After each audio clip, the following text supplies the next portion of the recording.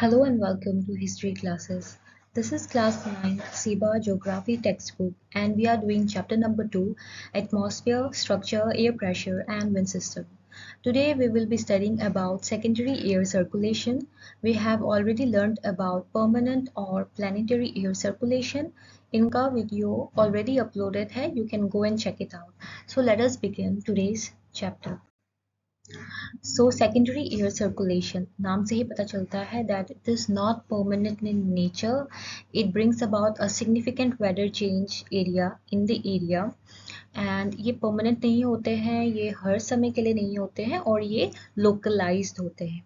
Okay, it does not affect the entire earth. अपने अपने local regions को affect करते हैं.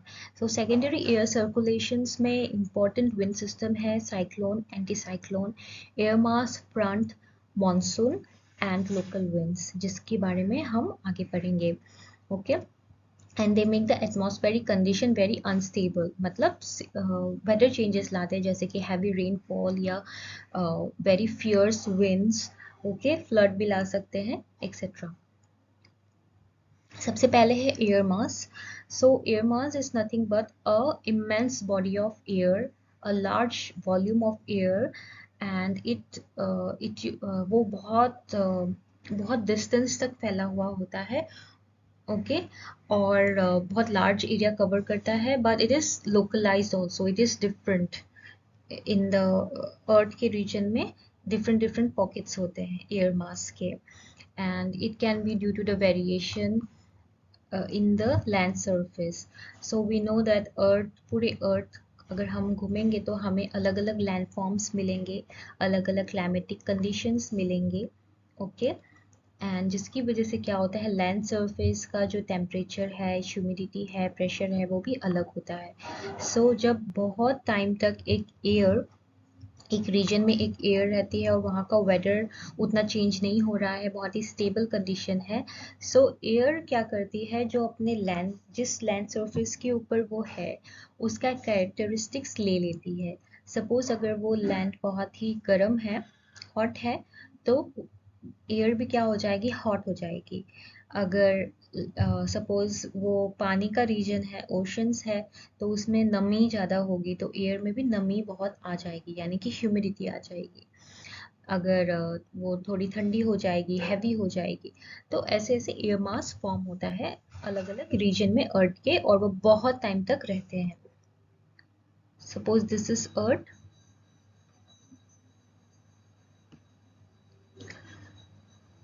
and these are the air pockets और एयर मास अलग अलग जगह पे अलग अलग है. सो वो सिग्निफिकेंट वेदर चेंजेस ला सकते हैं. So you can check it out the image in the internet. Due to copyright issues, I haven't included that here. So चार basically main air masses है. First है tropical continental air mass denoted by CT. C stands for continental, T stands for tropical. Then MT maritime air mass है tropical region का. Then continental air mass polar region का. Maritime air mass polar region का. इन चारों को भी further divide कर सकते हैं depending upon their temperature and degree of changes. ठीक है, बट ये चार बेसिकली मेन एयर मासेस है जो हमें देखने को मिलते हैं. जो ट्रॉपिकल एरियाज में कॉन्टिनेंटल एयर मास में होता है, क्योंकि ट्रॉपिक्स का जो टेम्परेचर है, जो ह्यूमिडिटी कंडीशन है, वो बहुत बहुत डिफरेंट होता है पोलर रीजन का, है ना. वैसे ही ट्रॉपिक्स कॉन्टिनेंट्स से अगर हम मैरीटाइम में डिफर करेंगे तो बहुत डिफरेंस देखने को मिलेगा.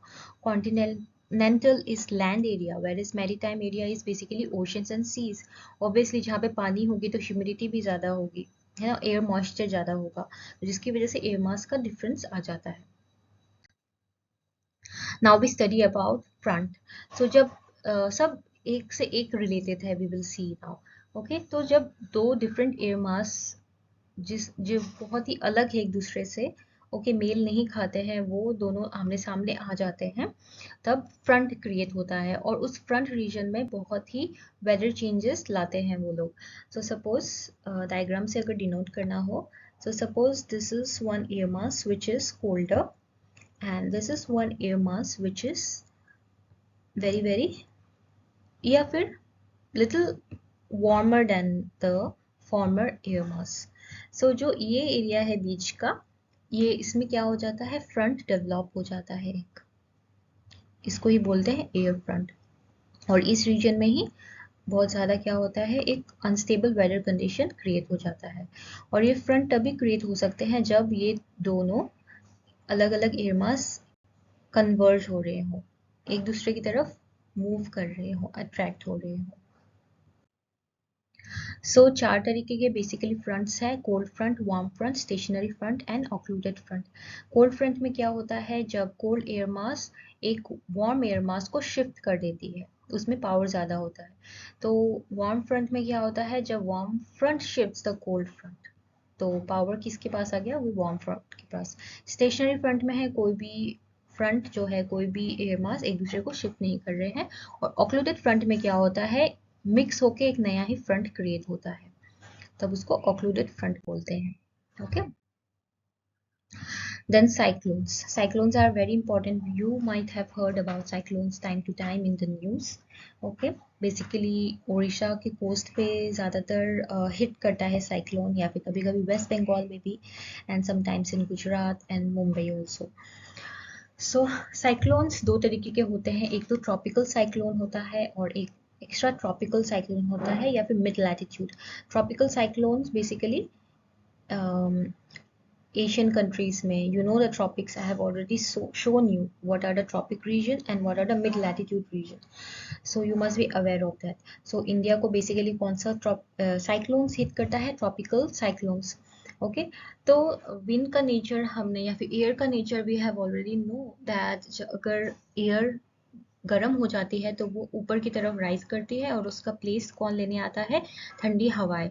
तो जब ये ठंडी हवाएं एक साइक्लिक पाथ ले लेती है और बहुत बहुत स्पीड होता है उनमें, तभी साइक्लोन का फॉर्मेशन होता है। ओके, तो साइक्लोन क्या होता है, वो जब भी वो यूजुअली फॉर्म होती है ओशन या फिर सीज में, और वो जल्दी तेजी से, जो विंड है वो सर्कुलर मोशन में जाते जाते वो हिट करती है लैंड एरिया को। और जब लैंड एरिया को हिट करती है तो बहुत बहुत हैवी रेनफॉल देती है। यही नहीं, बहुत ही अनस्टेबल कंडीशन होता है जब भी साइक्लोन होता है, बहुत तेज हवाएं चलती है, ठीक है, और बहुत नुकसान भी होता है उसमें। अलग अलग इसी साइक्लोन के अलग अलग जगहों पे अलग अलग नाम हैं, जैसे कि टाइफून बोला जाता है इसको पैसिफिक में, हरिकेन बोला जाता है वेस्ट इंडीज में, साइक्लोन बोला जाता है इंडियन ओशन में, and willy willy in north western coast of Australia में। बर्डोइसिला एक साइक्लोन नहीं है, ये लोकलाइज्ड थंडरस्टॉर्म है, यहाँ पे रॉन्ग दिया हुआ है। ओके, अभी आते हैं extra tropical cyclone, nothing but mid latitude cyclone, जो थोड़ा ट्रॉपिक्स के ऊपर होता है। ओके, ट्रॉपिक से ऊपर in the sense you must know about the sub tropics area, सब ट्रॉपिक्स में होता है ये। एंड ये क्यों क्रिएट होता है, हमने जो फ्रंट पढ़ा था ये उसी की वजह से क्रिएट होता है। ओके, इसको वेव साइक्लोन भी बोलते हैं। एंड स्पीड बहुत ज़्यादा होती है, नेचर में साइक्लोन की तरह ही है। ओके, लो प्रेशर एरिया की तरफ अट्रैक्ट होते हैं, एंड विंड बहुत होती है, रेनफॉल बहुत हैवी हो जाता है उसमें। And you must also remember one thing that northern hemisphere में जो साइक्लोन है वो एंटी क्लॉकवाइज घूमती है due to Coriolis force and diagonal rotation of the earth, we have already studied that. And northern hemisphere में cyclone घूमेगी clockwise. Okay, anti cyclone area नाम से ही पता चलता है एंटी साइक्लोन है। साइक्लोन में जैसे कि तबाही वगैरह मचती है, बहुत हैवी रेनफॉल्स होता है, विंड होती है। एंटी साइक्लोन में ऐसा कुछ भी नहीं होता है, यहाँ पे एकदम कामनेस होता है। ओके, कोई भी वेदर चेंजेस नहीं होता है, बहुत ही काम एंड क्लियर स्काई होता है। यहाँ पे क्या होता है, उल्टा होता है। हमने पिछले वाले में पढ़ा था कि हाई प्रेशर हाई जो डेंस विंड्स है वो लो प्रेशर एरिया की तरफ अट्रैक्ट होती है और वो सर्कुलर पाथ लेती है, जिसकी वजह से साइक्लोन्स उत्पन्न होता है। लेकिन एंटी साइक्लोन एरिया में क्या होता है, पॉइंट जो रहता है वो हाई प्रेशर का रहता है, और लो प्रेशर वाली जो हवाएं हैं वो अट्रैक्ट होती है हाई प्रेशर वाली एक पॉइंट की तरफ, तभी एंटी साइक्लोन होता है। ओके, सो साइक्लोन में उतना पढ़ने का कुछ है नहीं, जस्ट यू रिमेम्बर दैट उसमें उतना वेदर चेंजेस नहीं लाती है वो, बस कामनेस होता है उसमें। Then the most important is the monsoon wind. अभी अभी मॉनसून आके गया है, अभी भी लास्ट के फेजेस में है। Okay, so monsoon is derived from Arabic word मौसम and Malayan word monsoon.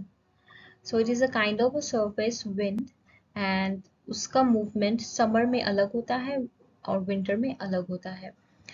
So if I show you,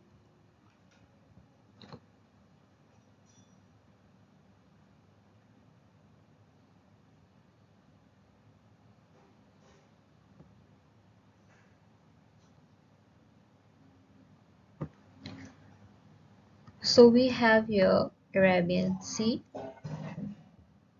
and here we have Bay of Bengal. So summer में क्या होता है, इस तरफ मानसून की हवाएं चलती है.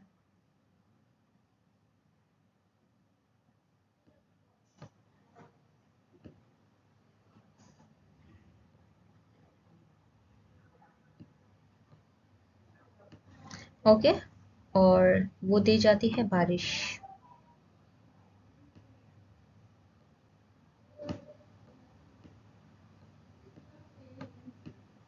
है ना, वी सी ना जून से ऑनसेट होता है मॉनसून का and it last till about अगस्त या सितंबर. ओके, समर में.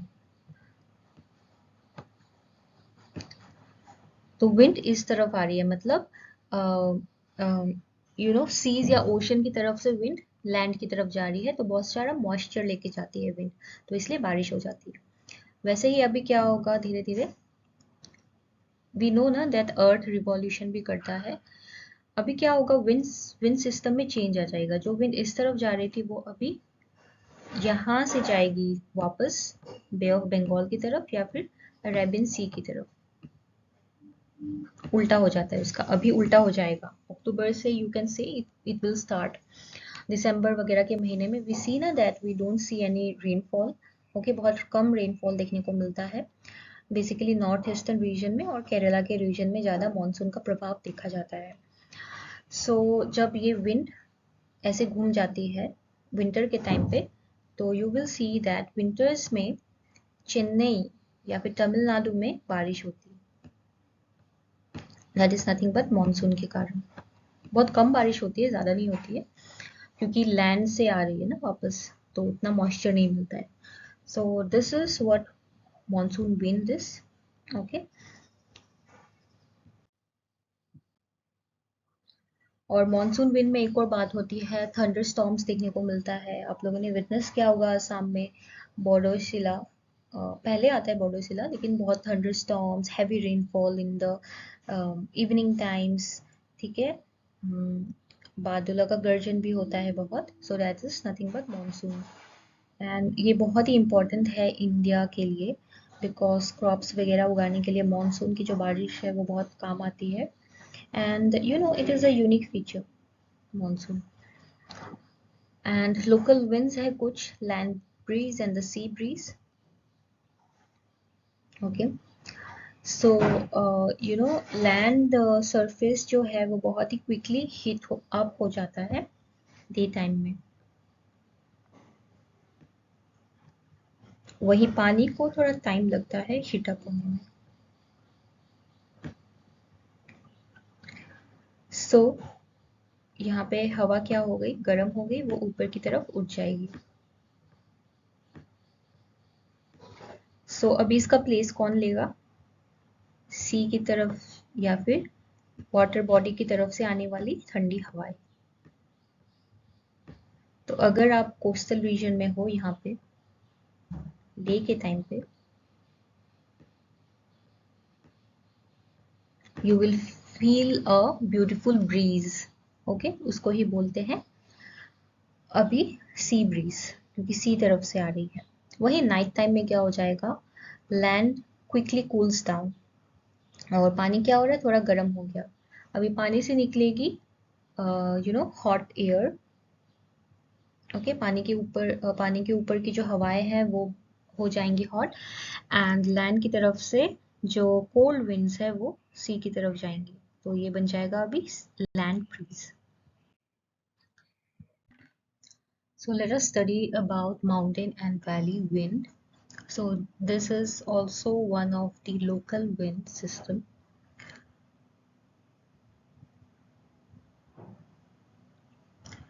So here we have highland or mountain,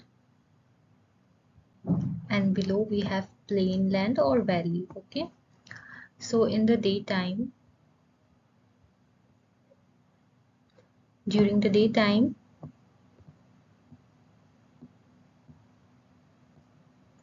since the air around the mountainous region is less dense, so it does not heat up quickly, whereas the air above the land is dense, so it heats up quickly. So we already know that when the air heats up, it rises up. Okay, so the warm air, it rises up. So while in the valley, this warm air also rises up along the mountain slopes,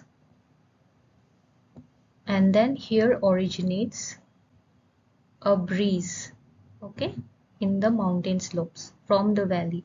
So therefore it is known as valley breeze during the daytime. Whereas if we go into the night time,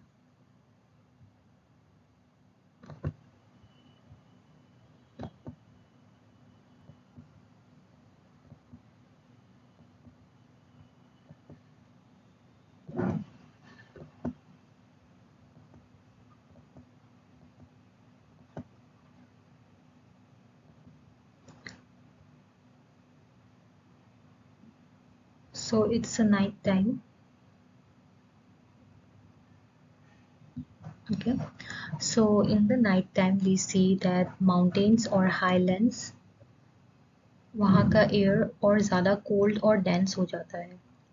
So dense and cold air obviously will sink down along the valley to along the slopes of the mountain towards the valley in the night time.